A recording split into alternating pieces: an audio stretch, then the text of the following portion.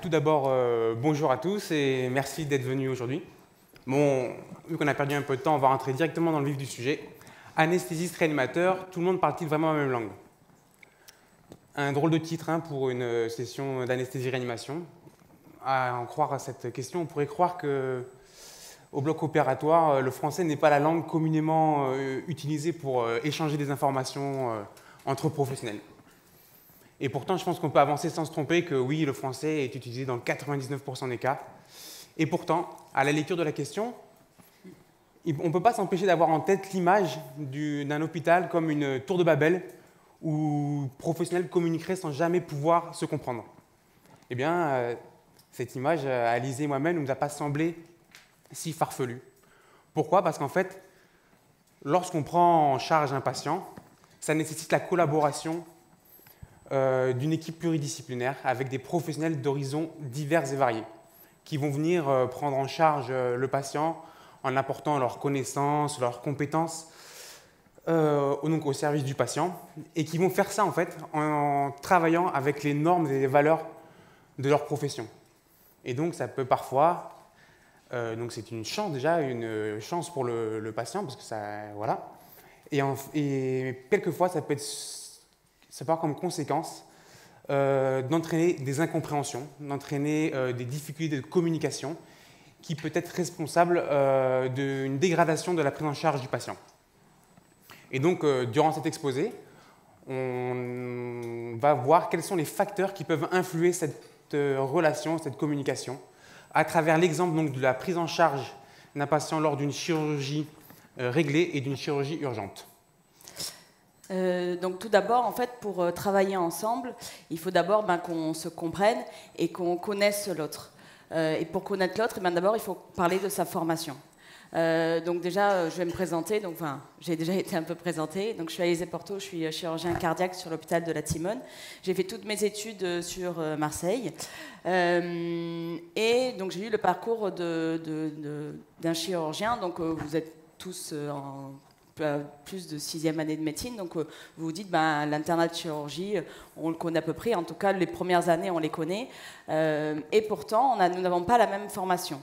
On le sait, à partir de la 7e année, vous allez continuer en tant qu'anesthésiste réanimateur à continuer de la médecine réanimatoire, à médecine d'anesthésie, et les chirurgiens, eux, vont partir sur de la chirurgie, c'est-à-dire qu'ils vont devoir apprendre des choses qu'on n'a jamais appris durant notre externat, les voies d'abord, les indications, les complications post-opératoires, et donc on va finalement s'orienter vers un autre apprentissage. On voulait changer de... Excusez-moi, on a un problème technique. Est-ce qu'il y a quelqu'un pour nous passer pour des diapositives, s'il vous plaît? On n'a pas la bonne commande. On peut continuer à Capella de Toulon, mais ça y est, c'est bon. Super. Donc du coup, ce que je voulais dire, c'est que finalement, le chirurgien, il reste toujours médecin, mais il s'est spécialisé différemment. Et ça, vous verrez, des fois, vous entendrez parler certains anesthésistes ou réanimateurs dire « Non, mais lui, il est chirurgien, il n'est plus médecin. » En fait, non, c'est qu'on a été médecin, on est toujours médecin, mais on s'est spécialisé dans quelque chose de complètement nouveau à partir de la 7e année. Et ça, c'est important de le comprendre parce que finalement, nos compétences vont être différentes. Ensuite, de la même manière, pour savoir avec qui vous travaillez, il est important de connaître le parcours et quel est le rôle de vos collaborateurs. Et donc, IAD, qu'est-ce que c'est qu'un IAD? En fait, un IAD, déjà, c'est quelqu'un qui qui a passé un concours d'une école spécialisée. C'est soit donc, un infirmier qui a 2 ans de pratique, une sage-femme ou un étudiant en médecine à partir de la 6e année. Une fois le concours réussi, c'est 2 ans d'école qui vous permettent d'être diplômé, donc d'avoir un diplôme équivalent master qui vous spécialise en anesthésie, réanimation, urgence et prise en charge de la douleur. Donc une fois ce diplôme en poche, qu'est-ce qu'il est capable de faire l'IAD et qu'est-ce qu'il a le droit de faire? En fait, les IAD travaillent sur un des crédits de mission. C'est à bien différencier de ce que font les infirmiers. Parce que les infirmiers travaillent sur un décret d'acte exhaustif qui leur permet d'exercer certains actes. Nous, les IAD, on travaille donc de manière autonome sous conditions.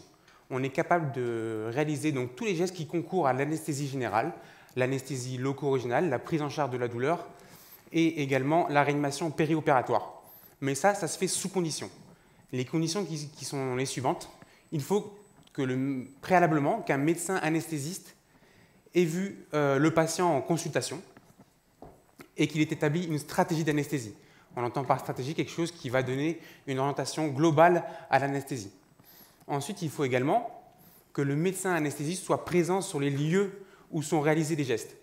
Alors, c'est là que des fois le bas blesse, c'est que dans le décret, il n'y a pas spécifié de lieu précisément. Ça peut être dans le bloc opératoire, ça peut être dans le bureau, ça peut être dans l'établissement, il n'y a rien de précisé. Et également, il faut que le médecin anesthésiste soit capable d'intervenir à tout moment. Et là également, il n'y a pas de notion de temps. Donc en fait, parfois, c'est ce flou qui est laissé un peu, laissé dans le décret et qui est un peu volontaire. Ça peut être sujet à des conflits entre IAD et médecins anesthésistes, parce qu'en fait, ce qui va se passer donc, à Marseille ne se passera pas forcément à Bordeaux, et ce qui va se passer donc même dans le privé ne se passera pas dans le public, et parfois, ce qui se passera au sein du bloc de chirurgie cardiaque de la Timone ne sera pas la même chose qui se passera en chirurgie digestive.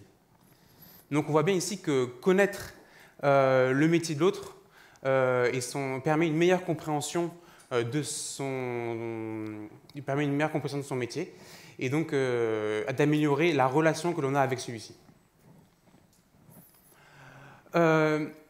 Une autre manière également d'aborder les relations interprofessionnelles entre médecin anesthésiste, chirurgien et IAD, c'est de connaître la relation qu'il a avec le patient, parce que les relations sont vraiment différentes. Donc en préopératoire, forcément, le patient va avoir une relation très particulière avec le chirurgien, puisque finalement, c'est le patient qui va voir un chirurgien. Le patient va faire confiance dans son chirurgien. Le chirurgien va le recruter, va poser l'indication opératoire, et donc la relation médecin-patient va être très importante entre chirurgien et patient. À ce moment-là, en préopératoire, bien entendu, après le patient verra l'anesthésiste en consultation pré-anesthésiste et également lors de la visite pré-anesthésie. Puis vient le moment péropératoire. Alors jusque-là, l'IAD, lui, il n'a pas vu le patient. Et à la rigueur, il a lu une feuille de la consultation d'anesthésie, c'est tout. Le premier contact qu'il va avoir avec lui, en fait, ça va être au moment de l'accueil. À savoir que le moment de l'accueil, c'est un moment particulier pour le patient. Pourquoi? Parce que c'est très angoissant. Il arrive avec tout ce que lui a dit le chirurgien, tout ce que lui a dit l'anesthésiste en consultation. Il arrive dans un milieu où tout le monde est habillé pareil, en vert, en bleu. On lui pose des questions, il ne comprend pas pourquoi on lui pose. Donc c'est un moment qui va mêler fantasme et réalité. Et c'est dans le contexte de stress que l'IAD rentre en contact avec le patient. Et il va devoir, donc en un temps très court, donc quelques minutes, ça va être à peu près 15 minutes, établir une véritable relation de confiance avec lui, de manière à encadrer son stress, à ce que l'anesthésie se passe du mieux possible. Bon, ce qui se passe pour l'IAD se passe également des fois pour le médecin anesthésiste lorsqu'il n'a pas vu le patient en consultation avant. Et donc, on emmène le patient en salle d'opération et il faut continuer à encadrer ce stress tout en effectuant parfois des gestes qui peuvent être douloureux, la mise de perfusion, la rachis-anesthésie, etc., etc. Puis ensuite, une fois que le patient est endormi, il arrive un moment important qui parfois peut sembler bête à l'ensemble des équipes, c'est la checklist. Pourquoi la checklist? Parce qu'en fait, on s'est rendu compte qu'il était nécessaire de forcer les équipes anesthésiques et chirurgicales à communiquer à ce moment-là. Que fait, d'échanger des informations simples sur le patient, en fait, ça permettait de diminuer vraiment le risque d'erreur tout au cours de la prise en charge. Après, la chirurgie se passe, tout le monde travaille ensemble, essayer de faire en sorte que la chirurgie se passe du mieux possible. Puis vient le moment du réveil. Et la relation continue là pour l'IAD et l'anesthésiste avec le patient et va durer donc également là, de quelques minutes à quelques heures, où il va falloir donc prendre en charge la douleur du patient, prendre en charge son stress post-opératoire pour ensuite l'envoyer en service en réanimation. Donc on voit bien ici que l'IAD a une relation avec le patient qui est assez courte dans le temps, mais qui peut être assez intense parfois par rapport au stress qu'engendre la prise en charge chirurgicale. Et enfin, en post-opératoire, eh bien, la relation avec le chirurgien, bien entendu, continue. L'anesthésiste aussi, puisque l'anesthésiste doit réaliser le suivi à court terme, a priori, à 48 heures post-opératoire. Et ensuite, eh bien, la relation avec le patient s'effectue surtout avec le chirurgien, qui, finalement, c'est le chirurgien qui va faire le suivi à long terme, qui va finalement informer le patient s'il y a des complications et qui aura une responsabilité certes partagée avec l'anesthésiste, mais une responsabilité principale dans la survenue des complications post-opératoires. Donc ce qu'on peut dire, c'est qu'en fait, la relation qu'on a avec le patient et l'investissement qu'on a pour le patient est différente. Et également, en fait, nos attentes au bloc opératoire sont donc différentes. Donc pour un peu caricaturer le chirurgien, pour nous, au bloc opératoire, eh bien, le patient doit être immobile. Pourquoi est-ce qu'il doit être immobile? C'est pour finalement réaliser le geste précis, sans faire d'erreur, en étant calme. Également, un patient, finalement, pour nous, on considère immobile, ça veut dire qu'il n'a pas mal, il est serein, il est pour nous bien endormi ou anesthésie loco-régionale selon les cas. Donc ça peut également être source de conflit au bloc opératoire, vous verrez, avec des chirurgiens qui vont peut-être s'énerver, qui vont gérer le stress du patient qui commence à bouger, parce que finalement, en fait, c'est ce qu'on attend au bloc opératoire du patient qui reste bien stable. Et donc, c'est bien entendu à ce moment-là, en tant qu'anesthésiste, c'est bien de rassurer le chirurgien en disant oui, j'ai vu, c'est bon, je fais certaines prescriptions, je fais certains traitements pour améliorer la situation. Donc ça, vous verrez, c'est souvent des conflits au bloc. Alors, en ce qui concerne les attentes des IAD vis-à-vis des MAR, alors vous allez avoir l'impression des fois, dans vos carrières, qu'ils ne sont jamais contents, les IAD. Et on est là, ils ne sont pas contents, on n'est pas là, ils ne sont pas contents, ils ne sont jamais contents.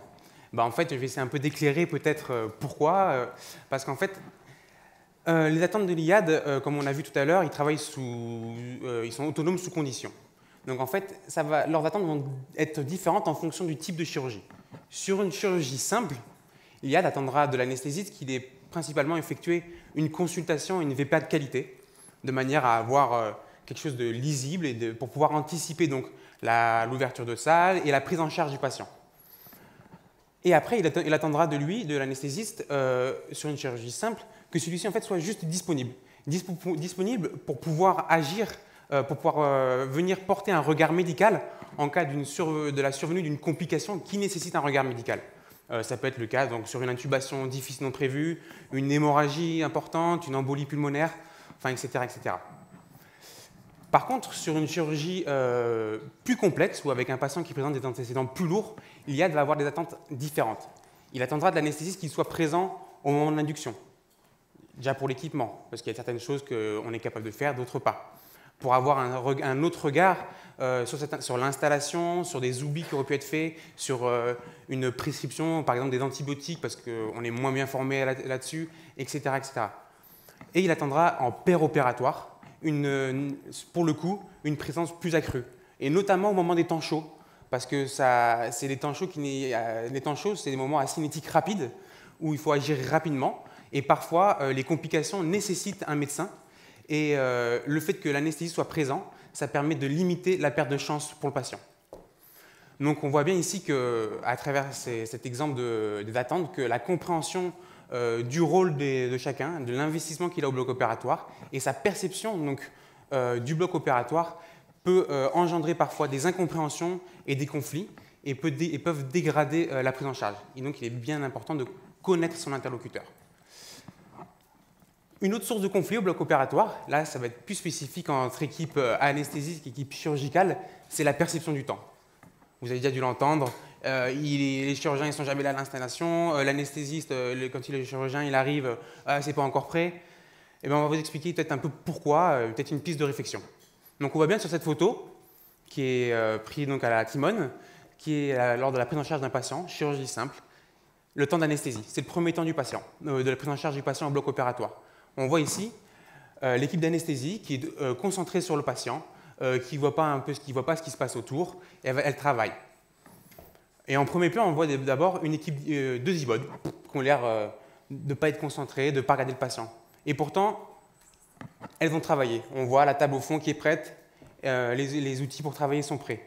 Elles sont en train effectivement de travailler finalement, elles font tout un côté administratif qui est obligatoire et nécessaire. Et l'absent de la photo, c'est qui? C'est le chirurgien. Voilà, il n'est jamais là, le chirurgien. Et pourtant, le chirurgien, s'il n'est pas là, c'est peut-être qu'il est occupé à faire autre chose. Il aide un IAD à préparer son intervention pour Ouillard. Il est occupé, c'est vrai, il est occupé à faire des consultations. Il travaille dans une autre salle de bloc opératoire. Enfin voilà. Je peux dire, peut-être sans me trop tromper, que 90% du cas, lorsque le chirurgien n'est pas là lors de l'induction, il travaille. Vient donc le temps du temps chirurgical, où là, forcément, le chirurgien est présent. Donc là, on voit pareil, encore une photo prise au bloc opératoire de la Timone. Donc on voit vraiment l'équipe chirurgicale qui est en train de réaliser le geste chirurgical. Tout le monde est concentré avec le chirurgien, l'interne, enfin l'aide opératoire et l'IBOD. Et ensuite, on a finalement l'IAD qui regarde au-dessus du champ, qui voit à peu près ce qui se passe, mais qui n'est pas vraiment avec nous en train de faire les gestes. Et au fond, on voit l'anesthésiste qui est également présent, qui est sur un ordinateur. Et donc, finalement, la concentration des différents intervenants n'est pas la même. C'est-à-dire que le chirurgien, quand on opère, il faut savoir qu'on est dans notre bulle. On ne pense qu'à une chose, c'est à l'intervention et de l'ouverture à la fermeture, on est concentré à cela. Alors que finalement l'équipe d'anesthésie peut en même temps voir les dossiers des patients qui vont voir en consultation pré-anesthésie l'après-midi, ils peuvent discuter d'autres dossiers, ils peuvent se relayer pour aller voir en face d'autres patients. Et donc du coup la concentration sur le patient n'est pas la même. Donc ça, c'est le temps chirurgical. Et ensuite vient finalement la sortie de salle, donc soit le réveil du patient en salle d'intervention, ou soit le transfert du patient en réanimation. Et là, pareil, le chirurgien, il a disparu de l'espace bloc. Il est parti faire autre chose, il est parti faire travailler différemment. Et reste présent l'équipe d'IBOD, l'équipe d'anesthésie, pour finalement réaliser la sortie de l'intervention. Donc finalement, vous voyez que pour un patient opéré, finalement, la perception du temps chirurgical va être différente et ça va être une source de conflit. Déjà parce que la durée du geste chirurgical est différente et peut être subjective. C'est-à-dire que nous, on va dire à un patient, vous inquiétez pas, l'intervention, elle va durer 1h30. Oui, mais le patient, il va devoir rentrer en salle, sortir de salle, et finalement, il ne va pas rester 1h30 en salle. Il va rester 2 heures, 2h30 à peu près. Ça dépend un peu de la durée justement du geste chirurgical. Ensuite, autre source de conflit, c'est le délai entre les interventions. Puisque le chirurgien il n'est pas là à l'induction et il n'est pas là à la sortie du malade, eh bien, il ne voit pas le temps il ne voit pas ce temps-là.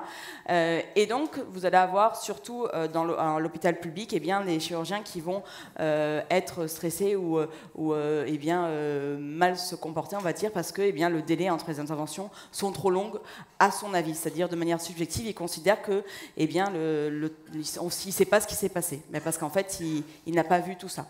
L'autre point aussi qui est étrange également de notre côté chirurgical, c'est que souvent, vous allez, les anesthésistes réanimateurs, les anesthésistes vont considérer qu'un chirurgien est bon parce qu'en fait, il a une durée opératoire courte. Alors que pour nous, en tant que chirurgien, cette donnée-là, en fait, elle n'est pas...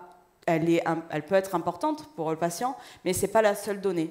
Et donc souvent, on va avoir un comportement, nous en tant que chirurgien, en disant non mais t'inquiète, ça va aller vite, ça ne va pas durer longtemps, pour vous rassurer, mais en fait pas du tout, il faut que nous on réalise notre geste, il faut que le geste soit bien réalisé, quel que soit le temps. Donc finalement, vous voyez que vraiment le travail au bloc opératoire n'est pas ressenti de la même manière, et du coup il faut vraiment comprendre chacun et également respecter le travail de chacun parce que chacun a des parties importantes pour le patient. Donc on a vu ici les relations interprofessionnelles lors de la prise en charge d'un patient en chirurgie réglée et la communication. Et il faut savoir que cette communication va être complètement différente lors de la prise en charge d'une urgence. Alors la prise en charge d'une urgence, c'est quoi ?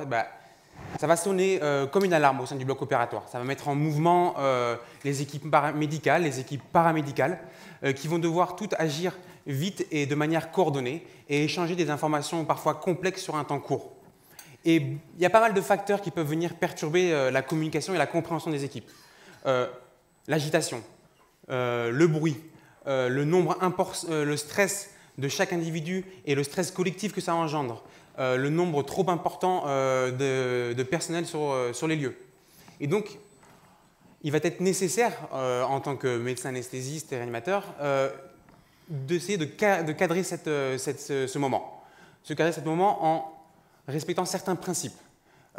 Il va falloir communiquer. Il va falloir communiquer et essayer de faire baisser un peu le volume sonore qu'il peut y avoir dans ce moment-là. Il va falloir agir dans le calme. Il va falloir également limiter au strict nécessaire le nombre de personnes dans la prise en charge de ces patients. Et il va falloir également structurer la communication autour de trois notions vraiment très importantes, qui sont le leadership, sachant que le leadership peut passer de chirurgien au médecin anesthésiste, de l'écoute, qui est peut-être auditive et visuelle, et du feedback, qui est le retour d'information entre chaque personne.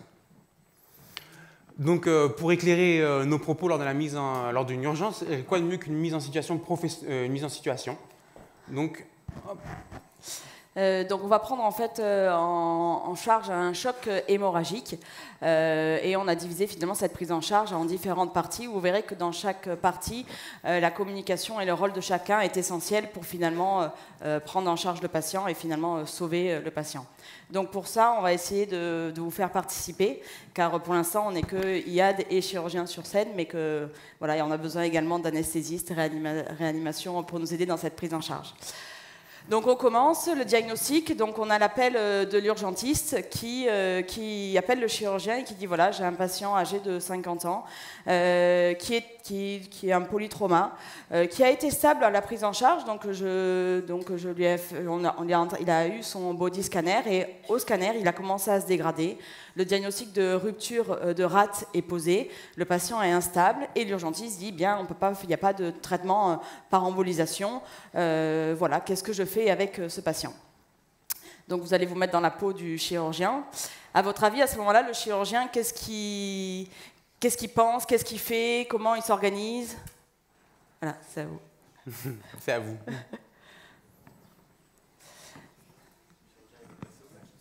Donc oui, donc il veut l'amener au bloc, exactement. Mais avant, déjà, il va poser l'indication chirurgicale. Il va dire, il y a une indication. OK. Et ensuite, pour l'amener au bloc, qu'est-ce qu'il va devoir faire? Il va appeler l'anesthésiste, exactement. Donc il appelle l'anesthésiste et il appelle également l'équipe chirurgicale pour dire, ce patient-là, on va au bloc dans tant de temps. Quand est-ce qu'on le fait? On le monte au bloc opératoire, enfin on l'amène au bloc opératoire. OK, donc ce temps-là, le chirurgien là, va commencer à se préparer pour aller au bloc. Vient ensuite le temps de l'anesthésie. Donc selon vous, que fait l'anesthésiste une fois qu'il a reçu l'appel et que la décision de prise en charge chirurgicale a été posée? Pardon?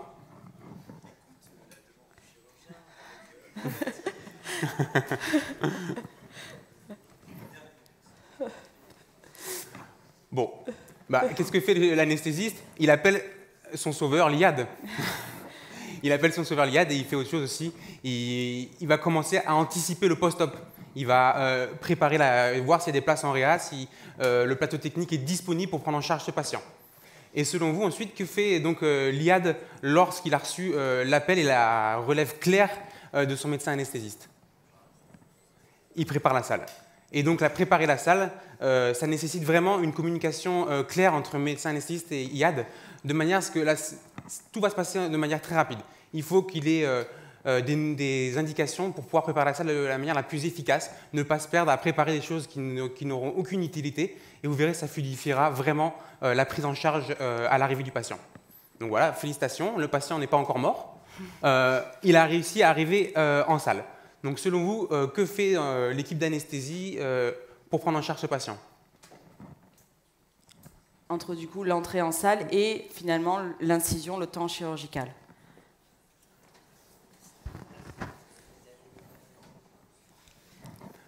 Vous avez raison. On n'entend plus trop. Bon, on va prendre le relais du coup. Oui, l'équipe d'anesthésie va installer, équiper et réanimer le patient. À ce moment-là, donc, les directives de l'anesthésiste vont être orales. Et l'IAD va l'aider à faire ça. Il faut, donc en gros, voilà. Donc que fait le chirurgien ensuite, selon vous? Ça fait... Ouais. Exactement. En fait, il prépare son intervention. Donc préparer l'intervention, c'est bien sûr se laver les mains, mais aussi communiquer sur le matériel dont il a besoin, communiquer sur la voie d'abord, mais également communiquer avec son équipe chirurgicale, mais également sur l'équipe d'anesthésie.